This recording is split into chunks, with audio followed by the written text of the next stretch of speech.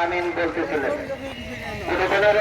আছে যে তোমরা জানো আমি কেন আমিন বলেছি, আর কোন কোন রায়তে আছে তোমরা তো কেউ আমাকে প্রশ্ন করলে না যে আমি কেন আমিন বললাম।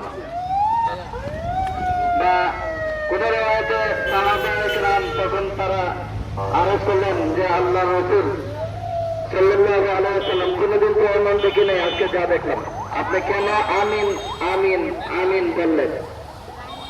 তো তার একটা মাত্র প্রিন্সিপাল সাহেব দামাত বারাকাতুহু তিনি বলে গেছেন যে পবিত্র মাহে রমাদান যে ব্যক্তি, যে নারী, যে পুরুষ মুসলমান পাইলে সে তার গুনাহ মাফ করাইতে পারল না, সে ধ্বংস হবে।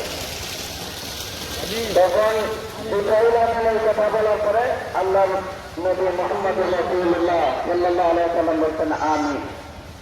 একটা কথা তিনি বলে গেছেন, আরো দুইটা বাকি রয়েছে। তার দুইটার ভিতরে যে আপনি মুহাম্মদ রাসূলুল্লাহ সাল্লাল্লাহু আলাইহি ওয়াসাল্লামের নাম প্রতিটি শুনবে আপনার উপর দুরূদ পড়ল না, সেইটা কি ধ্বংস হবে।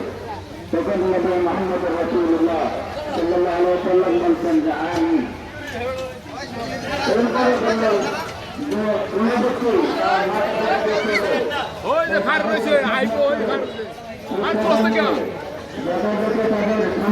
আপনারা ভিতরে চলে আসেন, অনেক জায়গা আছে, ভিতরে আসেন। ভিতরে আমি চাকরি বাকরি করি, আমাকে কষ্ট করে মানুষ করে, আমি আমার চাকরি করে আমার স্ত্রীর কষ্ট করে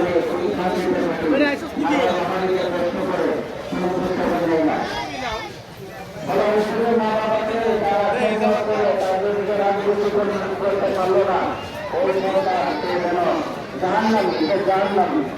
তখন মুহাম্মদ রাসূলুল্লাহ সাল্লাল্লাহু আলাইহি ওয়াসাল্লাম বললেন আমিন।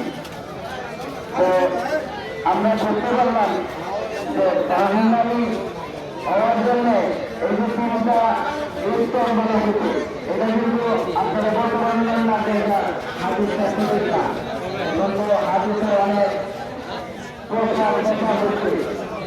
তো হাদিসের কাছে করতে যে আমরা হাদিস করি, কোরআনের প্রয়োজন কি, কেউ বলে কোরআন নামি হাদিসের প্রয়োজন কি।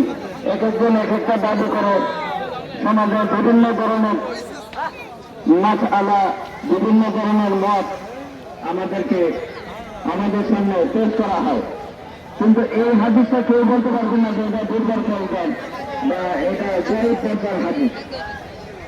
এটা আমরা সবসময় শুনে থাকি, বিভিন্ন ওয়াজ মাহফিলে মসজিদে আমরা কিন্তু শুনে আসছি। এটা হলো আমাদের আমলের বিষয়। আমরা